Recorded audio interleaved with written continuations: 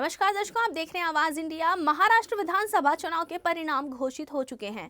महाराष्ट्र की जनता ने विधानसभा चुनाव में महायुति को भारी बहुमत से चुनकर दिया है। वहीं महाविकास अघाड़ी के तीनों प्रमुख पार्टियों के पास विपक्ष का नेता चुने जाने के लिए पर्याप्त संख्या भी नहीं है। महाराष्ट्र विधानसभा चुनाव रिजल्ट के बाद शरद पवार ने प्रेस कॉन्फ्रेंस कर चुनाव परिणाम पर अपना पक्ष रखा है। आइए देखते हैं महाराष्ट्र के सबसे वरिष्ठ नेता शरद पवार ने महाराष्ट्र विधानसभा चुनाव रिजल्ट पर क्या कहा है। साथ ही महाविकास अघाड़ी की अगली भूमिका पर चर्चा भी की है। असं की आमची जी अपेक्षा होती तसा हा काही निर्णय नाही, पण शेवटी लोकांनी दिलेला निर्णय आणि त्यामुळे मी माझ्याकडं अधिकृत काही माहिती नाही तोपर्यंत आत्ताची जी व्यवस्था आहे त्याच्यासंबंधी भाष्य करू इच्छित नाही। निर्णय लोकांनी दिला। अनेक वर्ष आम्ही सगळे सार्वजनिक जीवनात आहोत, असा अनुभव आम्हाला कधी आलेला नव्हता, पण हा आला तर त्याचा अभ्यास करणं, त्याची कारणं व्यवस्था नक्की काय समजून घेणं आणि पुन्हा एकदा नव्या उत्साहानं लोकांच्या जाऊन उभं राहणं। मी काय करावं, मी आणि माझे सहकारी ठरवते, प्रश्न तो नाही। जी माहिती आम्ही घेतो लोकांच्याकडनं मतदान वाढले असं आत्ताच्या अखेरीवरून दिसते।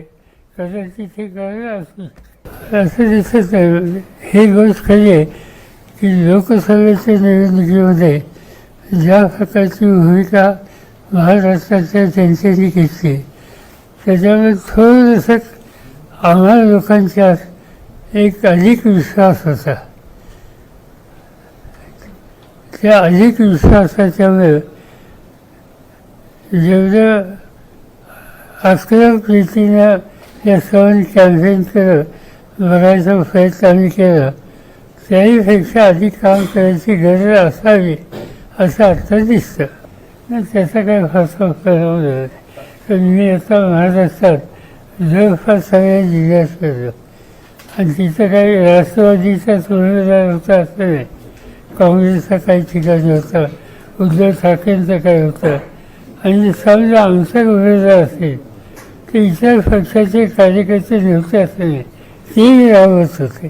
त्या सगळ्यांनी कष्ट केले, सामूहिक कष्ट केले, पण रिझल्ट हवा तसा मी ऐकलं काही सरकारांचं मत, पण त्याची ऑथेंटिक माहिती जोपर्यंत माझ्याकडे नाही तोपर्यंत या सिस्टीमच्या समोर मी काही भाष्य करू इच्छित आहे। असं जनरली आता ऐकायला मिळतं की यापूर्वी कधी झालं नव्हतं असं पैशाच्या संदर्भात या राज्यामध्ये झालं असं लोक सांगतात, पण काही लोकांचं तुम्ही म्हणता तसं मत आहे। निश्चित हे जे उत्तर प्रदेशचे मुख्यमंत्री त्यांनी जे भाष्य केलं त्याच्यामागं ध्रुवीकरण व्हावं असा दृष्टिकोन फायमाफेशी दिसतो। त्याची कथा असं आहे की त्यांच्या जागा जास्त आल्या, ही गोष्ट अमान्य करण्याचं कारण नाही, पण राष्ट्रवादी हा पक्ष त्याचा संस्थापक कोण आहे हे साधारणतः महाराष्ट्रात माहीत असावं। साधारणतः आमच्या सगळ्या सहकाऱ्यांनी कार्यकर्त्यांनी कष्ट खूप केले, त्याच्याबद्दल काही कुठं अडचण नाही। नेते जे प्रमुख लोक आहेत त्यांनी कष्ट खूप केले, पण तरी हा रिझल्ट आला। पण त्याच्यामध्ये लाडली बहीण हा एक इश्यू त्याच्यामध्ये दिसतो। करत करत एक धार्मिक त्याला अँगल देण्याचा प्रयत्न काही प्रवृत्तीने केला, त्याचा एक फराव असावा असं ठरवून दिसतं। पण हे एक जे चर्चा केली जाते की समाजाच्या काही घटकांनी एकत्रित येऊन मतदानामध्ये एक वेगळा दृष्टिकोन घ्यावा असं केलं असं म्हणतात। अद्याप आमच्याकडे नाही, पण आम्ही त्याचं खोलात जाणार आहोत असं तुम्ही म्हणता, असं काही लोकांच्याकडून आमच्या ऐकण्यात आलेले आणि आम्ही त्याचा खोलात जाऊन अभ्यास करणार आहोत। आणि त्याचं कारण आता ओबीसीचे काही प्रश्न असतात, त्याच्यात काही चुकीचं नाही, ते मांडू शकतात. पण 2-3 गोष्टी महत्त्वाच्या आहेत. या राज्यामध्ये सगळ्यात महत्त्वाचा ओबीसीच्या दृष्टीनं मागणी एकेकाळी होती मंडळ आयोगाची. मंडळ आयोगाचा निर्णय माझा आहे. आज ओबीसीला हा जो निर्णय ठरतो त्याच्यामध्ये मंडळ आयोगाची मान्यता ही देशातल्या अनेक राज्यांनी केली नाही. त्यावेळी महाराष्ट्र हे पहिलं राज्य होतं. त्याचा बेनिफिट ओबीसीला मिळाला. हा एक भाग. त्याच्याशिवाय खाली आरक्षण, आरक्षणाचा निर्णयसुद्धा माझा होता. त्याचाही काही बेनिफिट हा निश्चित ओबीसीला मिळत होता. विशेषतः धनगर किंवा तत्समजात हे निर्णय घ्यायचा पुढाकार त्यावेळी सत्तेत असलेल्या आमच्या लोकांनी आणि त्याचं नेतृत्वही माझ्याकडे होतं. त्या काळात हे सगळे निर्णय घेतले. त्यामुळे ओबीसीच्या मनात आम्हा लोकांच्यातली काही वेगळी भावना असावी असं जर कोणाला वाटत असेल तर ते आमच्या मनात होतच नाही. काही लोक म्हणतात गुजरातवरून आले, काही म्हणतात मध्य प्रदेशवरून आले, पण त्याचा परिणाम याच्यात आहे ह्याच्यावर भाष्य करण्याची माहिती आता माझ्याकडे नाही. ठीक आता त्यांच्या एकीला आमची राहत आहे. आम्ही कधी किंवा विरोधकांसुद्धा आमच्याबद्दल राहायची कधी अपेक्षा केली नव्हती किंवा स्वतःबद्दल सुद्धा इतक्या जागा मिळतील असं त्याने वाटत नव्हतं. पण झालेली असं फायदा फिसी दिसतंय. या निवडणुकीत लोकांनी तो अँगल घेतला नाही. पॉईंट असायचा या जिल्ह्याचं काय किंवा महाराष्ट्राचं काय. आम्हा लोकांची जी जनरेशन आहे तिच्यावर चव्हाण संस्कार आहेत. त्यांचे विचार आम्ही स्वीकारलेले आणि त्या विचारानं जे काम करणारे लोक होते त्याच्यातला मोठा वर्ग हा भाजप आणि तत्सम लोकांच्यावर गेला. ही जी वस्तुस्थिती आज जे आमच्यातून बाहेर गेलेले लोक होते त्यांनी निवडणुका लढल्या आणि त्यांना चांगले यश मिळाले. पण त्या सगळ्या लोकांची पूर्ण पार्श्वभूमी बघितली तर चव्हाण साहेबांच्या किंवा गांधी नेहरूंच्या विचारामध्ये अनेक वर्ष सहभागी झालेले होते. हे नाकारण्यात अर्थ नाही. पण हे असतानासुद्धा त्यांनी संपर्क आणि सहभाग हा भाजपवर ठेवला. ही वस्तुस्थिती नाकारता येत नाही. चव्हाण साहेबांनी उभ्या आयुष्यामध्ये कधीही त्या काळातल्या जनसंघ किंवा नंतरचा भाजप यांच्याशी त्यांचा कधी संबंध नव्हते. वैचारिक अंतर जे त्यांनी ठेवलं ते अखेरपर्यंत ठेवलं. कुणीतरी उभं राहायला हवं होतं. त्या मतदारसंघ त्याचा माझा डायरेक्ट समज उद्या तिथं उमेदवारच उभा केला नसता तर महाराष्ट्रात काय मेसेज गेला असता. त्यामुळे कुणीतरी निवडणूक लढवायची गरज आहे आणि आम्हाला माहीत होतं की ही काही तुलना होऊ शकत नाही दोघांची. अजित पवार त्यांचं इकडे अनेक वर्षाचं असोसिएशन, सत्तेचे त्यांचे स्थान हे एका बाजूला आणि एक नौका तरुण एका बाजूला. त्यामुळे आम्हाला त्याची कल्पना होती. असं की निकाल का लागला, काल हा निकाल काल झाला. आज मी करामध्ये आहे. हा निकाल सगळ्या लागल्यानंतरसुद्धा एखादा घरी वाचला असता. मी काही घरी वाचलं नाही. मी पुन्हा एकदा जी तरुण पिढी आम्हा लोकांचं काम करू इच्छिते त्यांना या सगळ्या निर्णयाचा अनुभव घ्यायचा कधी त्यांना असा सोसावं लागेल याचा अनुभव त्यांना कधी नव्हता. आणि त्यामुळे त्यांचा एक आत्मविश्वास वाढवला पाहिजे. पुन्हा एकदा नव्या लोकांनाही कर्तृत्वानं पिढी उभी केली पाहिजे याच्यासाठी लक्ष केंद्रित करणं हा माझा कार्यक्रम आहे. नाही साधी गोष्ट आहे. आता बाळासाहेब इथं बसले म्हणून मी सांगतो असं नाही. सार्वजनिक जीवनात बाळासाहेब म्हणजे एक स्वच्छ चारित्र्याचा नेता. एक. नंबर 2 लोकांसाठी प्रचंड असोसिएशन. नंबर 3 सरकारातल्या किंवा ज्या संस्था चालवतात ते इतक्या निर्मळ संस्था आहेत. आता सह्याद्री सरकारी साखर कारखाना महाराष्ट्रातले जे उत्तम चालणारे कारखाने ज्यांचा व्यवहार अतिशय उत्तम आहे, कुणी होऊ शकत नाही, असं सगळे असलेल्या व्यक्तींना असं मतदानात फरक अंतर करावं हा आमच्या सरकारसुद्धा धक्काच आहे. मी नाही सांगू शकला.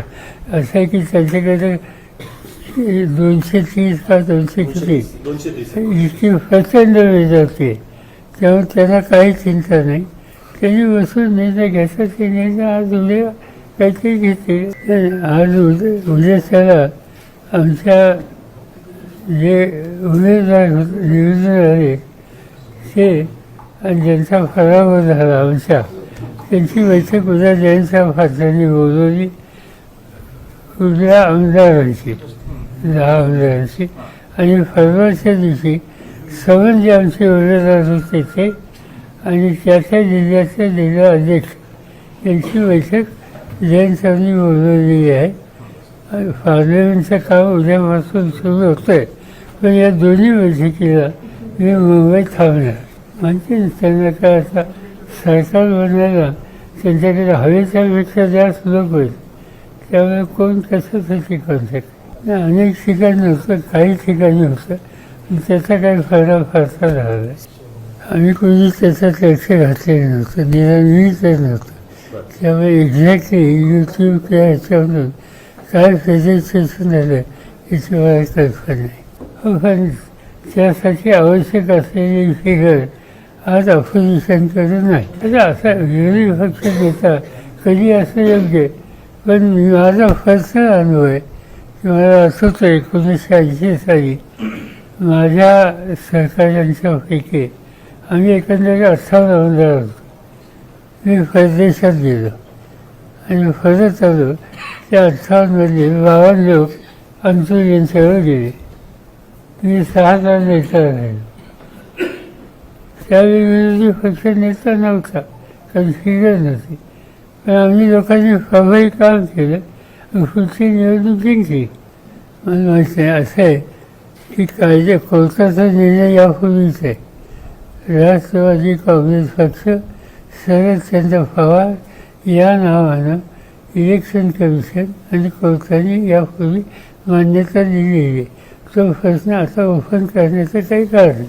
आता असं आहे की आमचे जिल्हाध्यक्ष आणि आमचे उमेदवार यांची बैठक 2 दिवसातच बोलवली. त्याच्यात या सगळ्या गोष्टीची चर्चा होईल.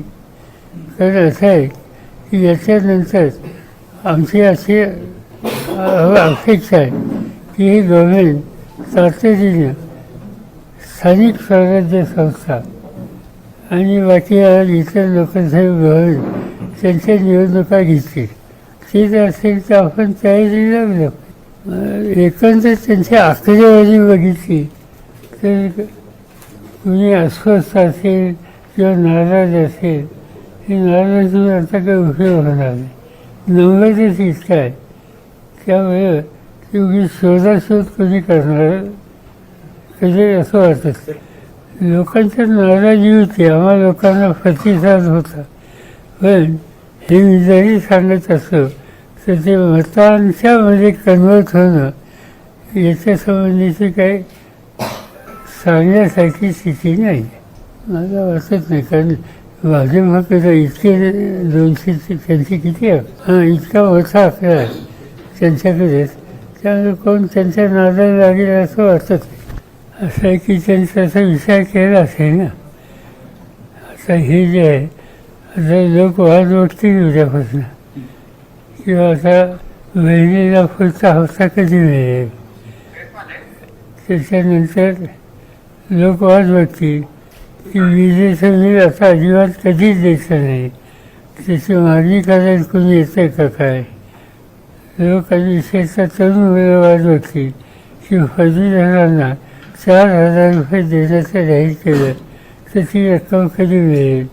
या सगळ्या गोष्टी विचार ज्यांना लाभ होणार आहे त्या सगळ्यांचं लक्ष लागेल आणि हे सरकार जे बनेल ती नक्कीच त्यांची पूर्तता केली आणि आमची बैठकच झाली आधी बैठक होईल या 2-4 दिवसात. पहिलीच वेळ नाही, 1980 साली सुरुवाती झाली होती, 2-3दा झाली होती. पण नंतर त्यावेळेला 2-3 पक्ष एकत्र येऊन नेता बनू शकत होते. आता ती पद्धत बंद झाली.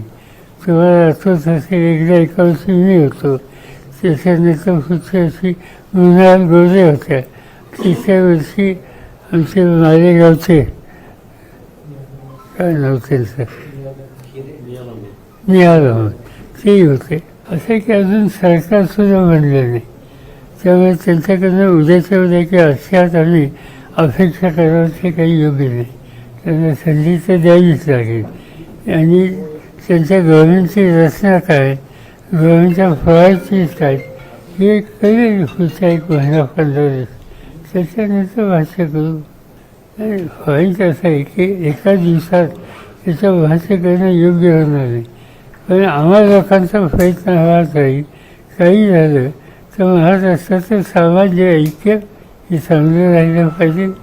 आणि महाराष्ट्राचा नावलौकिक जो आहे, प्रगतीचा, विकासाच्या गती रस्त्याने जायचा, त्याच्यामध्ये कुठली कमतरता येऊ नये. असं एक याच्यात एक कलर आहे असं लोक सांगतात की याच्यात एक धार्मिक अँगल हा सुद्धा कुठं ना कुठे आहे. आणि मी आता करारला बसतो आहे, तर करारमध्ये असा अँगल असतो असं माझं ऑब्झर्वेशन आहे. फारसा नाही, फार मतदारांच्या समोर काय काय नक्की पोचवलं जातं आहे आणि त्याचा परिणाम किती आहे याची माहिती घेऊन भाष्य करावं लागेल. पण अनेक ठिकाणच्या कार्यकर्त्यांशी आम्ही बोललो तर त्याच्यामध्ये असं दिसतंय की त्यांनी आपला कार्यक्रम लोकांच्या समोर प्रभावी रीतीनं मांडला. आमची आघाडी म्हणून एका विचाराने लोकांच्या समोर ते गेले. त्यातले अनेक लोक असे की वर्षानुवर्ष लोक बांधिलकीची विचाराशी ते लोकांच्यात काम करतच होते, करतील. आणि हे सगळे असताना एक वेगळा निकाल लागला. त्यामुळे ते साधून त्याच्यावर भाष्य करण्याच्या स्थितीत नाही. ते म्हणतात की थोडा आम्हाला खोलात जाऊन याचा अभ्यास करूया आणि नंतर मी तुम्हाला सांगतो. आता भाजपचे नेते सांगतात त्याचा अर्थ RSSबद्दल तर त्यांची माहिती केवळ माझ्यापेक्षा अधिक ऑथेंटिक. आणि ऐकायला असं मिळतं की रँक अँड फाईल RSSची या निवडणुकीमध्ये उतरली होती. पण त्यांच्या विचारधारेच्या जवळचे जे उमेदवार असतील त्यासाठी ते उतरले तर कोणाला हरकत घ्यायचं काही कारण नाही, तो त्यांचा अधिकार. आता चोफ्या काय घातल्या, चोफे काय म्हणजे याचा काय अपेक्षा. प्रश्नच आहे की बहुत जिहाद ही जी भूमिका मांडण्याचा प्रयत्न केला त्याच्यातून एक धार्मिक वर्गीकरण करण्याची भूमिका असावी असं प्रायमाफी दिसतं.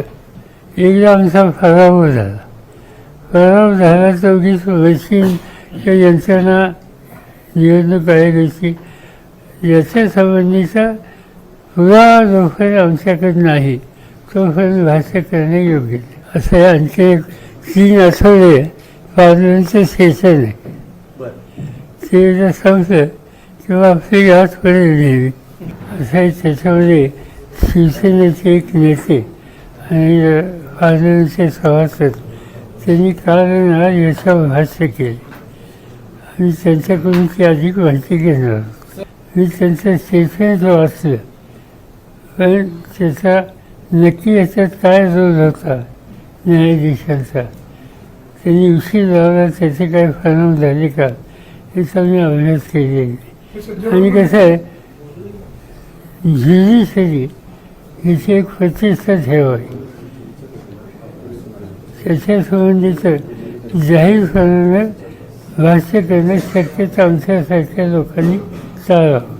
असं आहे की आजच मला तिकडचे काही सहकारी सांगत होते की एक आणखीन एक याला अँगल आहे असं काही लोक सांगतात. अँगल काय 4 महिन्याच्या पूर्वी एक निवडणूक झाली, हरियाणा आणि जम्मू काश्मीर. त्याच्यामध्ये जम्मू काश्मीरमध्ये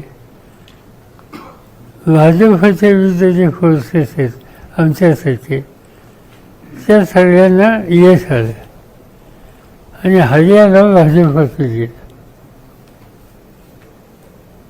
आता त्याच्यानंतर दुसरी निवडणूक जी झाली, महाराष्ट्राची निवडणूक, ही ठरलेल्या महिन्यापेक्षा 1 महिना लेट केली आणि ती लेट केली की झारखंडबरोबर गेली. झारखंडमध्ये काँग्रेसचा यश आहे आणि इथं अपयश आहे. त्यामुळे एक लहानसं राज्य यशासाठी आणि मोठं राज्य सत्ताधाऱ्यांच्या लाभासाठी, असं काहीतरी एक वेगळा गमतीदार ट्रेंड दिसतो. म्हणजे उद्या त्याला कुणी म्हणायला नको की या मशीनच्या संबंधी तुम्ही याचं ऑब्जेक्शन घेता, त्या राज्यात तुमचं राज्य आलं ना तेव्हा हेच मशीन होतं. लक्षात आलं तुला? बाकी काय जाऊन नतमस्तक व्हायचं आणि आपल्या कामाला लागायचं. की कोल्हापूर जिल्हा जिथे आम्हाला काही मिळाली, सातारा, पुण्यामध्ये अठ्ठावीस फक्त 1 जागा, सोलापूर सोडला तर बाकीच्या सगळ्या ठिकाणी अशी अवस्था आहे. सोलापूर एकच जिल्हा आहे, इथं आम्ही 5 लोक उभे केले होते, त्यातले 4 आले. माझं म्हणजे याचा कोर्टाने निकाल दिला आहे. कोर्टाने स्वच्छ असा निर्णय दिला की राष्ट्रवादी काँग्रेस पक्ष शरदचंद्र पवार या नावाच्या त्या पक्षाला मान्यता दिलेली आहे.